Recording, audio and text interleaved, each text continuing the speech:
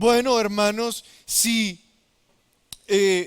la sonda dice de que cada vez estamos más cerca de llegar a tierra, comamos, tengamos buen ánimo, dejemos de preservar todo y preparémonos para lo que se viene. Así que eso hicieron, comieron y recobraron buen ánimo. Retomamos en el verso 39.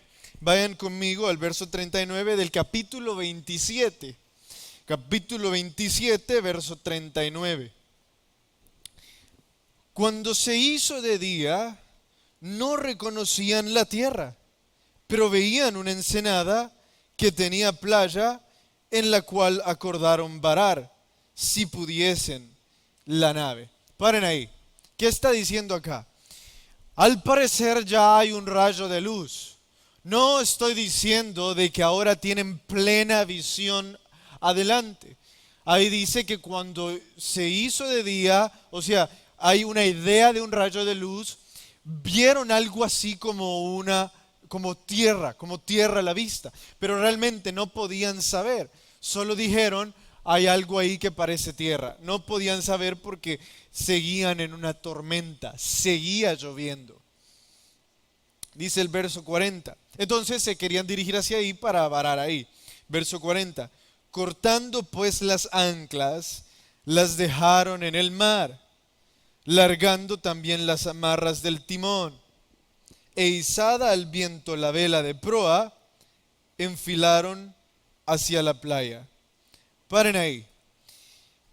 ¿Por qué de repente tiran las anclas al mar? En el verso 36 dice que también tiraron el trigo al mar. Si alguna vez ustedes regresan a estos pasajes y se llegan a preguntar por qué hicieron todas estas cosas, espero que lo recuerden. Tiraron el trigo al mar y la comida y ahora las anclas, porque todo eso hacía que el barco pesara. Entonces, imaginémonos, creo que voy a hacerla un poco para acá. Imaginémonos, el nivel del agua está aquí, ¿verdad? Entonces, cuando un barco viene y está lleno, ¿verdad? Está como así, ¿verdad? No está totalmente abajo ni totalmente arriba, sino que como por la mitad. Pero si uno le resta peso al barco, entonces va a pasar de estar así, esto es el mar siempre, pero dibujo un poco diferente, va a estar siempre flotando, pero quizás esté así, esté un poco más arriba. Entonces el punto de tirar las anclas era que pesara menos. ¿Pero por qué querían que pesara menos? No era tanto por la tormenta, sino porque ellos se estaban dirigiendo a una isla, a un pedazo de tierra. Esta es una palmera. No era así la isla, pero es una representación. Entonces, nosotros sabemos que si hay una isla, entonces, mientras más se acerquen a la isla, más probable es de que pegue el casco, a esta parte de abajo del barco se le llama casco, el casco pegue con la tierra y se quiebre o se rompa. Entonces, lo que ellos estaban haciendo era elevando lo más posible el bote para llegar lo más cerca posible a la isla y si se quebraba el casco, entonces que fuera cerca, que fuera por acá para que no tuvieran que nadar tanto, o en todo caso, lo mejor, que no se quebrara el casco. Pero el problema es de que no toda la tierra es así como yo la he dibujado acá. En muchas de las islas, especialmente del Mediterráneo, tienen piedras. Entonces, el miedo de ellos no era en realidad encallar, sino golpear el casco contra piedras y que se partiera en dos la nave. Entonces, por eso están aligerando el barco, ¿verdad? Vayan al verso 41. Pero dando en lugar de dos aguas, hicieron encallar la nave, y la proa, hincada, quedó inmóvil, y la popa se abría con violencia al mar. Paren ahí. Entonces, lo que pasó es que terminaron encallando, ¿verdad? Esto terminó encallando. O sea, se quedaron inmóviles. Aquí se quedaron inmóviles. Y ellos dicen que quedaron en medio de dos aguas. ¿Qué significa eso? Quedaron en medio de dos corrientes de agua. No sé si ustedes han ido al mar y se han fijado que hay un lugar donde la ola se une en dos. Y que cuando se une de dos a una, y cuando eso sucede, la fuerza con la que chocan las dos corrientes es muy fuerte. Incluso aquellos de ustedes que han ido al Tunco habrán escuchado de que cuando uno nada en el Tunco, a partir de 20 metros mar adentro, uno ya no debería de seguir nadando porque hay una corriente que lo lleva directo a la piedra. Y los profesionales que practican el surf lo hacen porque ellos saben manejar esas corrientes. Entonces, se quedaron varados en medio de esas dos corrientes, y lo que esas dos corrientes estaban haciendo era que la parte de atrás del barco chocara una y otra vez, porque habían dos corrientes, la derecha y la izquierda, derecha y izquierda, hasta que rompió la parte de atrás del barco. No rompió el casco, rompió la parte de atrás, y eso empezó a abrir el barco en dos, poco a poco, hasta que ya no hubiera nada. Entonces, por favor, no crean de que esto es una historia así como de película, donde está de día, está en un mar en el Caribe, así como Piratas del Caribe y los arrecifes bonitos. Están en una tormenta. Hay lluvia y olas. Entonces, es evidente que van a morir. Verso 43 dice, verso 42. Entonces los soldados acordaron matar a los presos para que ninguno se fugase nadando. Paren ahí. Si a un soldado romano se le iba un preso, el castigo por eso era la muerte. Entonces, si los soldados romanos regresaban a Roma diciendo, se me escapó este o el otro, morían. Entonces dijeron, mejor digamos que los matamos, sale más fácil. Así que dijeron, matemos a todos. Pero eso iba a significar matar a Pablo. Así que verso 42. Entonces, verso 43, perdón. Pero el centurión, Julio, queriendo salvar a Pablo, les impidió este intento y mandó a los que pudiesen nadar, se echasen ellos primero y saliesen a tierra. Y los demás, parte en tablas, parte en cosas de la nave, y así aconteció que todos salieron a tierra. En realidad hubiera querido que el doctor Lucas fuera más específico con esta parte. Pablo ya tenía alrededor de 70 años. ¿Cómo se salvó de su cuarto naufragio? ¿Saben de que esta es la cuarta vez que Pablo fue un náufrago? Sobrevivió a olas y a una tormenta. Ustedes y yo nos metemos mar adentro, ya nos sentimos los pies y sentimos que ahí viene un tiburón a comernos. O sentimos que nos estamos ahogando. Nos pasa una ola encima y decimos, nos revolcó. ¿Qué va? Solo nos echó agua. Pero decimos que nos revolcó. Ahora imagínense estar mar adentro, intentar salir a flote, pero no poder porque hay lluvia, en una tempestad, sin saber si a donde me dirijo hay tierra. Y Dios los salvó a los 276 de eso. Llegaron a tierra y la Biblia dice que los naturales les recibieron con una gran humanidad.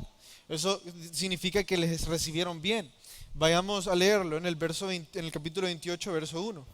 Estando ya salvos, supimos que la isla se llamaba Malta. Y los naturales, paren ahí, ¿qué significa naturales? Significa locales, pero que no hablaban griego. Entonces, eran personas malteses, pero que no se podían comunicar bien. Nos trataron con no poca humanidad, o sea, con humanidad, nos trataron bien, porque encendiendo un fuego, nos recibieron a todos a causa de la lluvia que caía y del frío. Entonces, habiendo recogido Pablo algunas ramas secas, las echó al fuego y una víbora, huyendo del calor, se prendió en la mano de Pedro. Paren ahí. Ahora el pobre Pedro se acaba de librar de que los soldados le maten. ¿Verdad? ¿Se acuerdan? Los soldados querían matar a todos los presos. Pobre Pedro se acaba de librar de que los soldados le maten. ¿El cómo? ¿Y qué dije yo? Ah, perdón, gracias. Ah, gracias por estar bien despierto. Ah, sí, sí, sí, para eso, exactamente. Es que ayer hablé de Pedro y anteayer, no, perdón. Eh, ¿Y dónde me quedé? Se acababa de librar de que lo mataran los soldados. Se acaba de librar de un naufragio en una tempestad. Y ahora dice, bueno, voy a ayudar, voy a ver en qué soy útil. Y no sé si les ha pasado que cuando ustedes quieren ayudar, ustedes quieren intentar ser útiles, les pasa algo malo. Entonces viene Pablo y dice, bueno, voy a ayudar, no puedo hacer mucho, así que voy a conseguir leña, la voy a tirar al fuego. Y cuando tira la leña al fuego, había una víbora ahí. Esa palabra víbora no es de que era una serpiente cualquiera. La palabra víbora, los doctores la usaban para registrar serpientes o reptiles venenosos. Lucas era un doctor muy experimentado, era un investigador muy profesional. Cuando él nos dice que era una víbora es porque él estaba 100% seguro de el veneno que había en los colmillos de esa serpiente. Pero les quiero preguntar algo.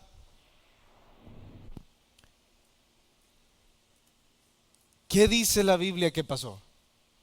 Vean otra vez el verso 3 y díganme qué es lo que dice la Biblia que pasó ahí.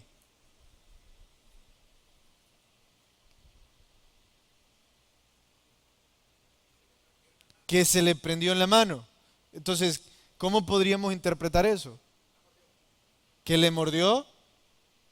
Bueno, aquí tenemos doctora Catherine.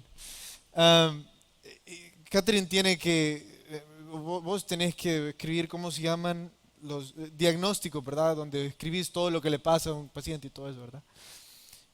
Um, si alguien le mordió una víbora, ¿cómo escribirías? Ajá. Pica, ok, picadura por serpiente o mordida por serpiente. ¿Y qué escribió el doctor Lucas ahí? ¿Cómo? Que se le prendió. Noten, el doctor en su diagnóstico, el científico no dice que le mordió.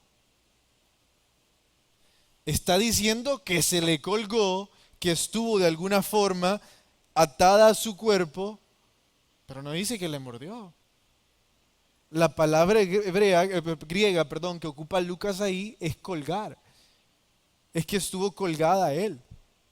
Entonces, hay algunos que dicen que sí lo mordió, hay otros que dicen que no. La verdad es, no sabemos. ¿Por qué? ¿Por qué no sabemos? Porque los testigos de lo que sucedió dicen otra cosa. Vayan al siguiente verso. Dice el verso 4. Cuando los naturales vieron que la víbora vieron a la víbora colgando de su brazo, se decían unos a otros: ciertamente este hombre es homicida, a quien escapando del mar, la justicia no deja de vivir.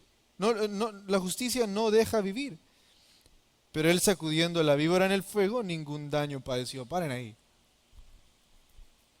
Los testigos afirman que la víbora estaba colgada de su brazo. Pero los testigos tampoco son capaces de decir que la víbora le mordió. Lo curioso es que sí dicen de que el pobre Pablo va a morir. Entonces, lo único que podemos teorizar es de que Pablo tuvo tan cerca a esa víbora que incluso las personas que estaban alrededor de él creyeron que iba a morir. Eso es lo único que podemos concluir de acuerdo a nuestras teorías. Paremos ahí, porque hay tanto que rescatar al respecto. Lo primero que vamos a rescatar al respecto es que Dios mostró una protección especial para la vida de Pablo.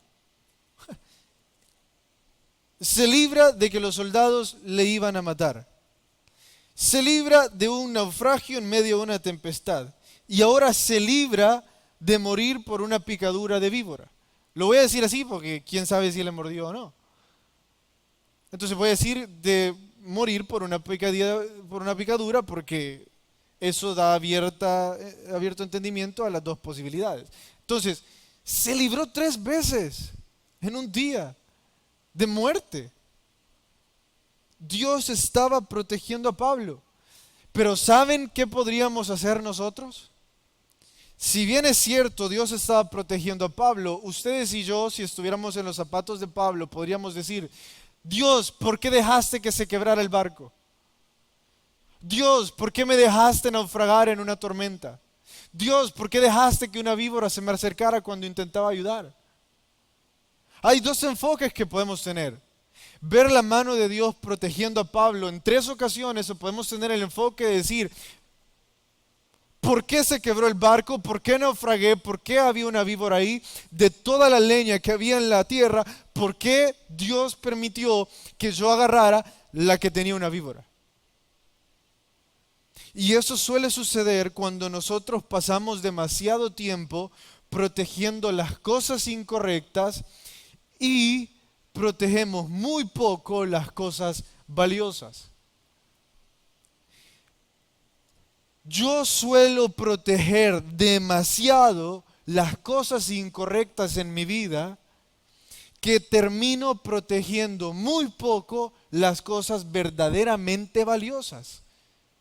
Muestro una gran importancia en cosas que no valen la pena, como el barco, la tempestad o la víbora, y no muestro importancia en la realidad de que sobrevivía a 3 cosas.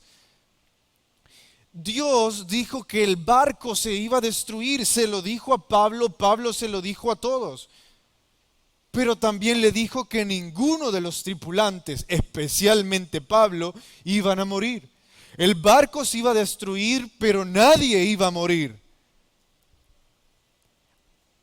Las cosas incorrectas son el barco. Las cosas valiosas es la vida de Pablo y de los tripulantes. Cualquiera hubiera llorado al escuchar que se iban a quedar sin barco porque el barco se iba a destruir. Pero ¿quién no se alegraría al escuchar que iban a sobrevivir? Los marineros quisieron huir y dejarlos a todos morir. Los soldados quisieron asesinar a todos. Tenían su enfoque en cosas incorrectas. Pero Dios estaba protegiendo lo realmente valioso y eran las vidas de todos en ese barco. No era el barco como tal, era lo que el barco llevaba. El barco no fue valioso porque fuera un barco en sí mismo, sino por su cargamento. De la misma forma, Pablo no era valioso en sí mismo, sino por su cargamento. Era por lo que él llevaba adentro. Llevaba a Jesús adentro. ¿De qué estoy hablando? Imagínense cuántas veces nosotros pasamos distraídos protegiendo las cosas incorrectas. Déjenme darles un ejemplo. ¿Cuántos andan celular? ¿Pueden levantar la mano? Y algo así como un estudio de mercado. ¿Cuántos de ustedes le compraron protector a su celular? ¿Pueden levantar la mano? ¿Cuántos de ustedes no tienen protector para su celular? 1, 2, 3, 4, 5. Grave error, por cierto, 6.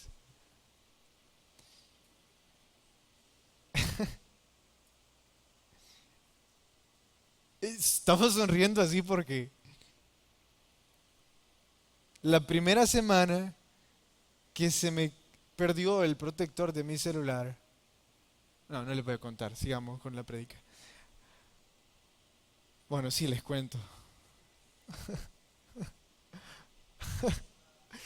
Se me abrió. Dejémoslo ahí. Todos los que queremos cuidar nuestro celular, le compramos un estuche. Compramos un protector para el celular, pero no protegemos lo que vemos en el celular. ¿Me entendieron? Estamos muy preocupados por proteger esto, pero no nos preocupa proteger lo que hacemos con esto. ¿Cuánto estarían dispuestos a hacer y a pagar para proteger lo que hacen con esto? El 90% de ustedes ha decidido proteger esto porque ustedes piensan, por $7 voy a proteger algo que vale 100, $200. Algunos de ustedes 800, ¿qué va? Y solo cuesta 7, $10 el protector, vale la pena. Algo de $8 me va a proteger algo de 200. ¿Cuánto vale sus corazones para que deseen protegerlo? Pasamos tan enfocados en proteger esto que no protegemos lo que hacemos con esto. Sean sinceros, si han decidido dejar de seguir todos los influencers, todas las páginas que ustedes y yo sabemos que es pornografía y son páginas con antivalores. Les dije lo triste que para mí ha sido escuchar que dicen que hay me gustas o likes en páginas o influencers de personas que sirven, que predican a otros. Porque no protegemos esto. No protegemos lo que hacemos con esto. Estamos enfocados en proteger lo incorrecto cuando deberíamos de proteger lo valioso. Sigamos hablando de esto. Usamos buena ortografía al escribir. Ya pasó la época de escribir con H, Z, Z, Z, Z, Z, mayúscula. Los que vivimos esa época recordamos. Hoy es la época de escribir con buena ortografía.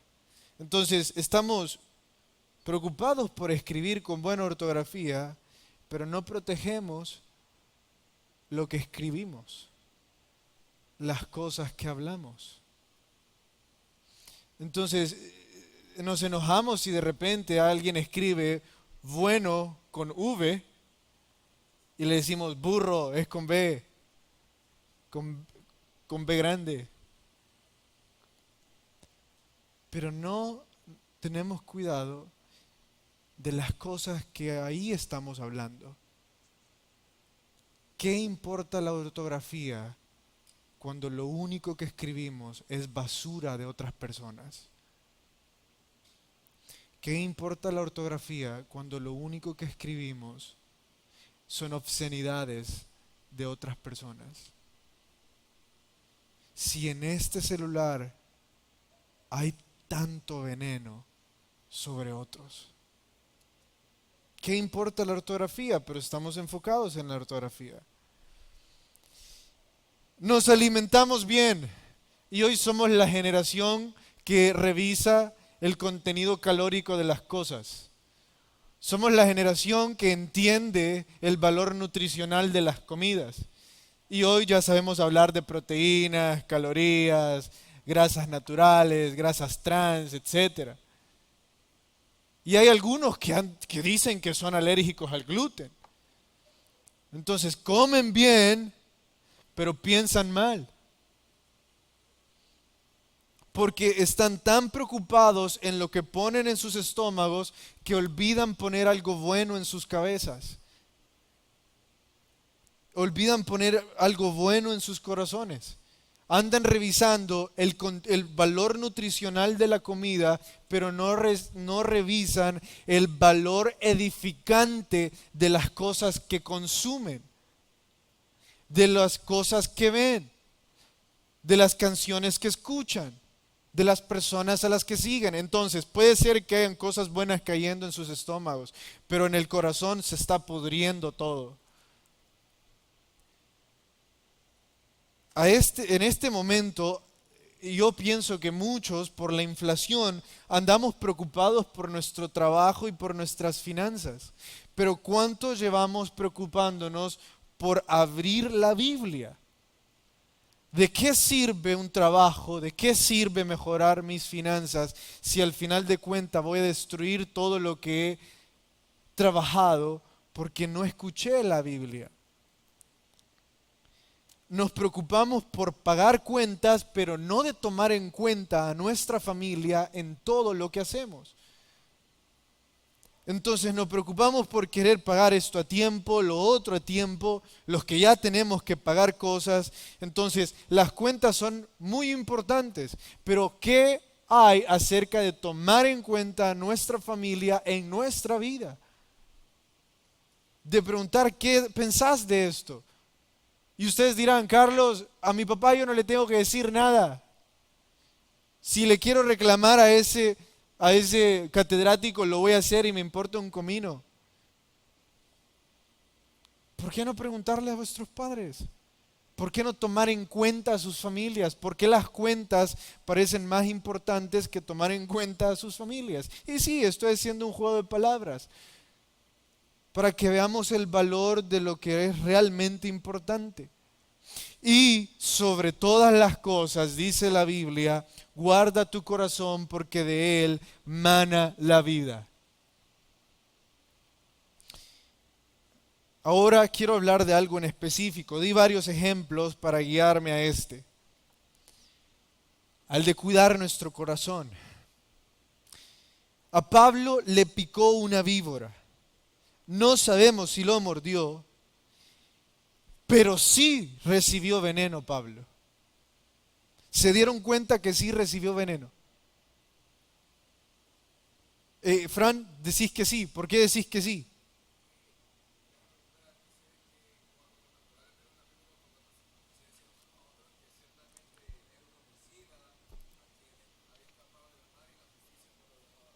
Entonces, exacto. Puede ser que la víbora no le haya untado su veneno, pero sí la gente le untó su veneno. Sí recibió ese día veneno Pablo. Porque ¿saben qué hicieron los naturales cuando le vieron la víbora encima? Ese hombre es un asesino. Ese hombre es tan sucio que escapó del mar, pero la justicia lo vino a encontrar aquí y lo asesinó. Ese hombre merece morir. Y empezaron a emitir todo tipo de juicios. Es cierto, la víbora no le puso su veneno, pero la gente sí puso sus opiniones sobre su vida y le llenaron de todo su veneno. Porque el verdadero veneno mortal no era el de la víbora, sino es el de las personas negativas que están esperando a que fallemos. Incluso ellos se pusieron así, a esperar qué iba a pasar con Pablo, a ver si iba a morir. Estaban listos para verlo convulsionando o hinchado por el efecto del veneno en su sangre. Estaban esperando que Pablo fallara. Estaban esperando para emitir sus opiniones. Y literalmente esas personas vienen a nuestra vida y dicen que merecemos fallar por las cosas que hemos hecho. Nos hacen creer que porque no hacemos lo que ellos dicen o como ellos dicen, deberíamos de fallar.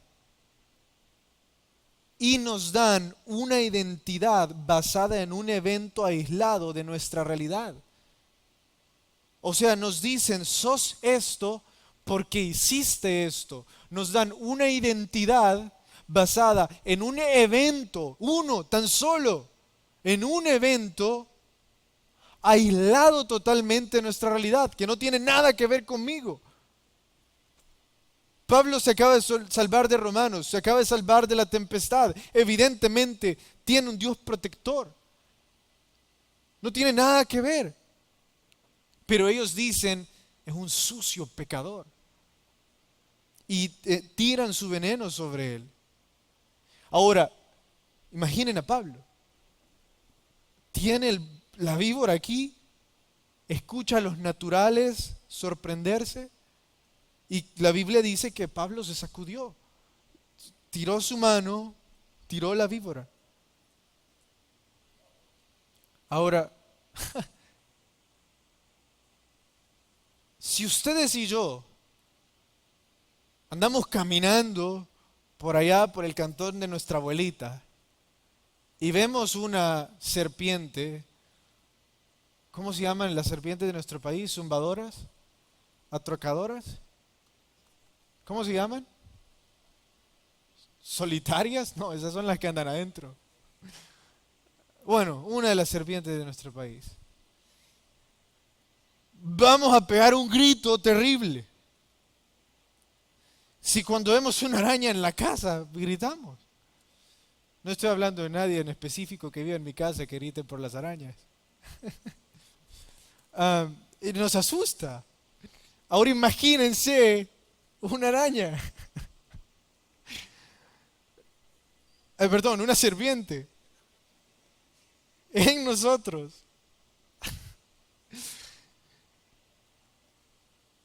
Nos espantaríamos.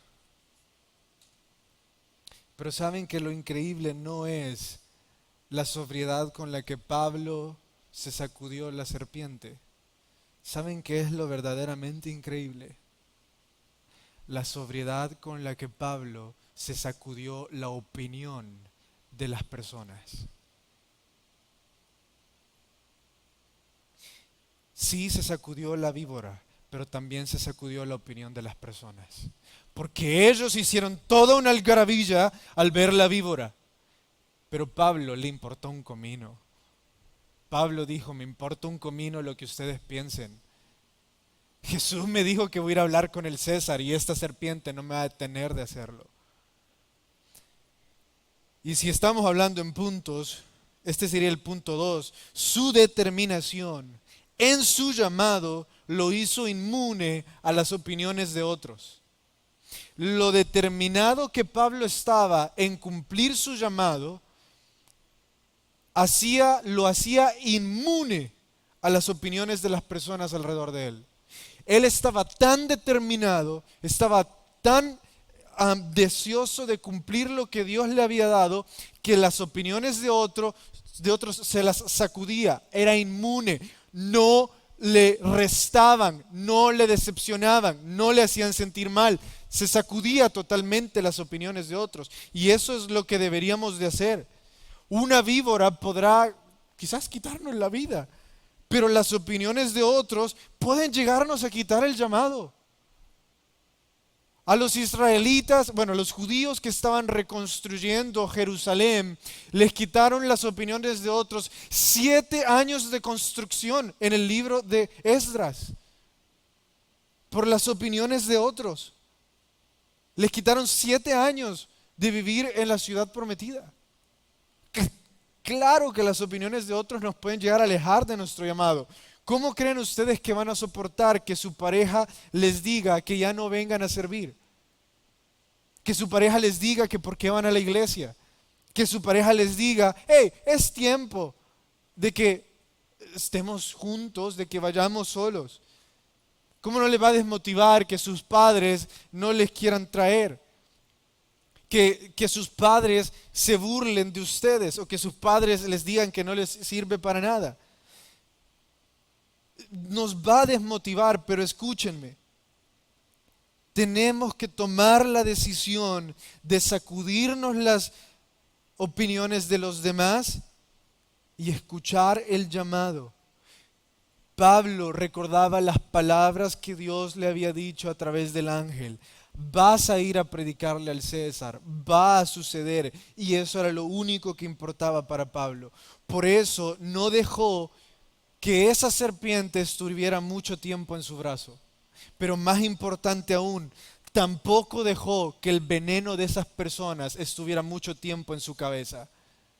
Si bien es cierto, se sacudió rápidamente la serpiente que había en su brazo, también se sacudió rápidamente el veneno que había en su mente.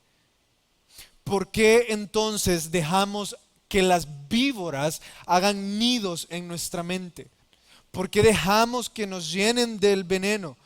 ¿Por qué sostenemos conversaciones con personas que sabemos que son víboras, que nos llenan de veneno, que nos alejan de hacer las cosas que Dios nos ha llamado a hacer?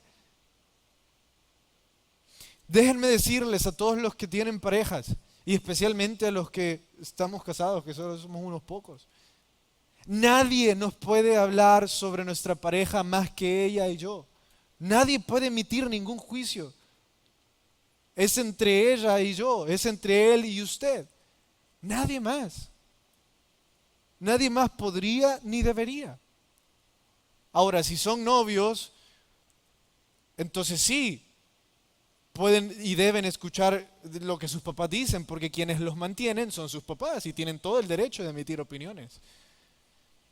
Si no quieren que les digan nada, entonces cásense, manténganse solos y ahí sí pueden decir que yo dije que nadie les puede decir nada. Y que la Biblia también lo dice. Y yo les doy después el texto bíblico. Y igual, ¿por qué dejamos que vengan y nos digan y aniden pensamientos sobre nuestro ministerio, sobre nuestra devoción con Dios? Ahora, sí, hay personas afuera emitiendo mucho veneno. Pero hay una persona que es la más peligrosa de todas, que emite todo el veneno mortal que se puedan imaginar. Y esos somos ustedes y yo. ¿Ustedes creyeron que solo iba a criticar a otros? Y que se iba a escuchar como que si yo había venido a criticar a otros. Pues no, la Biblia no es para criticar a otros. La Biblia es para traernos convicción. ¿Qué hay acerca de lo que ustedes mismos se dicen a sí mismos? ¿Cuánto veneno se han dicho a sí mismos? ¿Cuántas veces se han preferido escucharse que escuchar a Dios? Al Dios de toda provisión, al Dios de toda paciencia. Vayamos al verso para terminar. Vayamos al verso 7. En aquellos lugares había propiedades del hombre principal de la isla, llamado Publio, quien nos recibió y os pidió solícitamente 3 días. Paren ahí. Después Pablo sana al papá de Publio y sana al pueblo entero. Toda la isla es sanada porque Pablo está ahí. ¿Saben por qué este Publio escuchó de Pablo? Porque tenía una serpiente en el brazo. Dios va a usar las áreas en las que fuimos lastimados para sanar la vida de otros. Dios va a ocupar las áreas en las que hemos sido lastimados para sanar las vidas de otros. Todo lo que ustedes y yo hoy día estemos sufriendo, Dios un día va a ocuparlo para sanar las vidas de otros que también están sufriendo eso. Con la misma mano que Pablo pudo haber muerto por la serpiente, con esa misma mano entró a la casa del papá de Publio. Dice la Biblia que empezó a orar, impuso manos sobre él y el papá de Publio recibió la sanidad. Hubo sanidad a través de esa experiencia de Pablo. ¿Por qué? Porque la fama de Pablo en la isla creció. Entonces, este Publio quería conocer al hombre que era inmune a las serpientes. Esta área en la que Pablo fue lastimado fue luego ocupada por Dios para proveer de sanidad. Ahora, no voy a hablar de eso, aunque es hermoso en sí mismo, pero eso está en 1 Corintios, el ministerio de la misericordia. Y ya lo hemos hablado, quiero hablar de otra cosa. ¿No les parece que eso es increíblemente impactante? Que Dios pueda usar algo tan malo como las áreas en las que yo he sido lastimado para que otros reciban algo tan bueno. Es que, escúchenme, ¿cómo Dios puede usar un evento tan malo y convertirlo en algo tan bueno? ¿Cómo Dios puede agarrar un pedazo de lodo o barro y puede convertirlo en una jarra valiosa de gran valor? ¿Cómo es posible que Dios hace eso? En realidad no solo es posible, es una promesa. Es una promesa en Romanos 8:28, no vayan hasta ahí, que todos los que creen en Dios, todos los que aman a Dios, escuchen esto, todas las cosas les funcionan ¿para qué? Para bien. Todo. O sea, esa no dice que Dios solo va a usar las cosas buenas que hagamos. Dios solo va a usar nuestros talentos. Ese verso dice que va a usar lo bueno y lo malo, nuestros errores y nuestros aciertos. Todo va a terminar siendo usado para algo bueno. No era culpa de Pablo haber naufragado. Él les dijo a los marineros, no salgamos. No era culpa de Pablo que hubiera una víbora en esas ramas. Y realmente tampoco sabemos si fue Satanás el que puso esa víbora, si fue Satanás el que puso esa tormenta. No sabemos si fue Satanás el que puso eso ahí, si Dios que dejó que pasara eso. Lo único que verdaderamente sabemos es que sí fue Dios quien utilizó todas esas situaciones para llevar sanidad a todo el pueblo. No sabemos si fue Satanás quien puso esa víbora ahí, pero sí sabemos que fue Dios que utilizó esa víbora para después llevar a todo el pueblo sanidad. No sabemos si lo que estamos pasando ahorita es solo producto del pecado de nuestra familia, si lo que estamos pasando ahorita es solo producto de nuestro pecado, si lo que estamos pasando ahorita es porque Satanás nos anda persiguiendo. No sabemos quién está promoviendo lo que está sucediendo en nuestra vida, pero sí sabemos quién lo va a usar para convertirlo a bien. Sí sabemos quién va a poner sus manos al fuego por nosotros y va a decir, voy a usarlo para bien. Y esto se describe de forma hermosísima en el Apocalipsis. En el Apocalipsis,